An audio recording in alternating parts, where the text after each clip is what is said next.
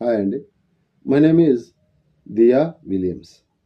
ఈరోజు మనము intermediate first year Sanskrit new syllabus 2025-26 question paper pattern మరియు ఏ రోమన్లో మనం ఏవేవి చదువుకోవాలి అని ఈరోజు మనం తెలుసుకుందాం.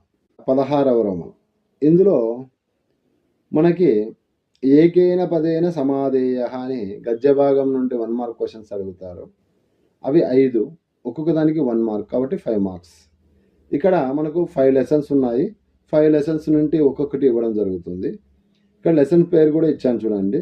అజ్ఞాతసవాసో నాదేయ, శూద్రక వీరవర కథ, మూర్ఖ పండిత కథ, దయావాన్ రాక్షస, జీర్ణఛత్రం.